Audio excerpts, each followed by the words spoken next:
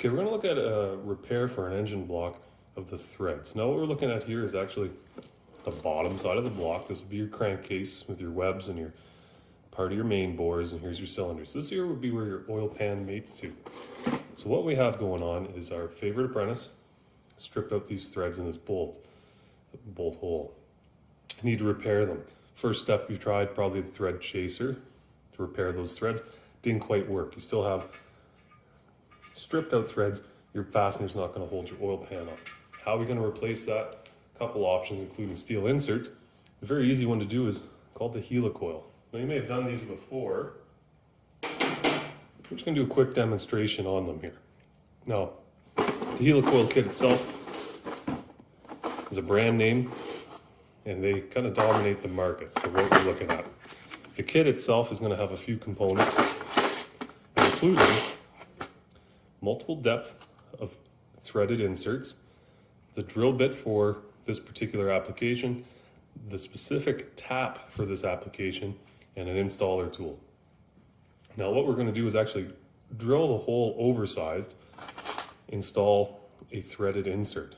And that's going to replace the threads that are in there in a way that's going to leave the exact same thread diameter and pitch so we can reuse the original fastener.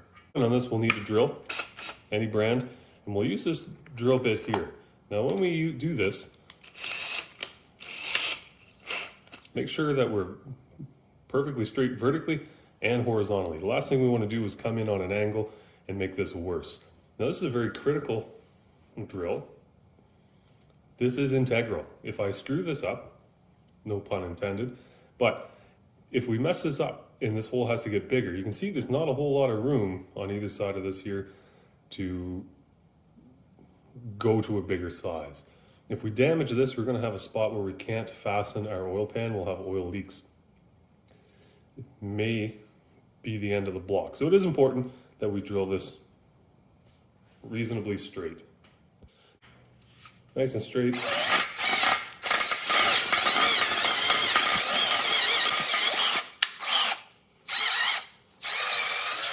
Now, as we can see, this one here is actually an open hole. It comes out the bottom.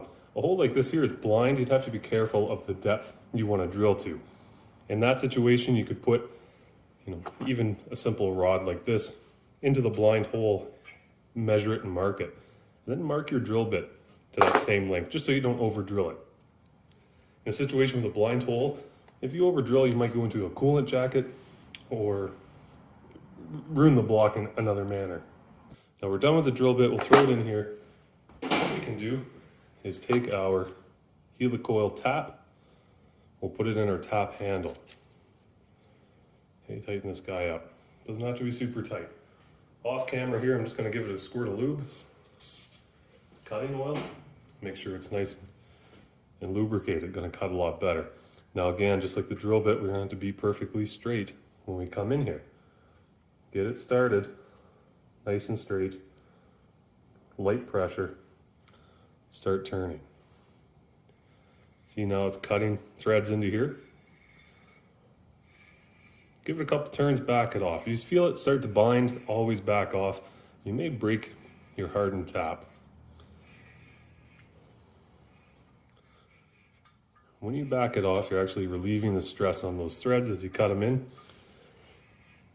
If you keep going, then for sure you'll put a lot of stress on that tap. Being hard gives it the properties. It needs to cut through other metal, just like a drill bit. It also makes it very brittle. Things that are very brittle break very easily.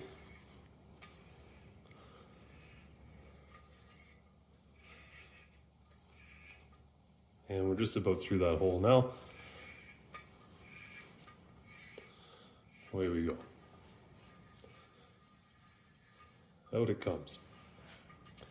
Now the next step in this process is to install the threaded insert. Now several different sizes of threaded insert, and if I look, I've already looked ahead, the middle size is going to be the perfect size for this here. And we do the Helicoil, we'll take our installer tool, which has a bit of a tang on the end here, you can see. that's going to thread into the helicoil itself. This threads in, and that tang is actually going to grab the tang on the threaded insert. We can now thread this into the threads we just created. Now I've just started on the first thread. We'll use this tap handle again to give you this nice square end on this, just to make it easier. And we'll thread this guy in. It should go in nice and straight, no issues. As long as your drilling and your tapping was straight, away it goes. You don't have to back it off every once in a while here. That'll be okay. And now as we install this, the threads here itself will actually start to expand as they feed into the threads we cut. Now, important in this situation, you don't over install it. Nice new set of threads in there. Over installer here.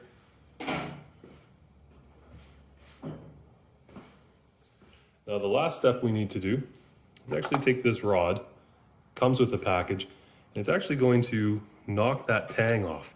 We can't leave this tang in there, especially if it's a blind hole. So we're going to take our rod, put it in here and give it one quick whack.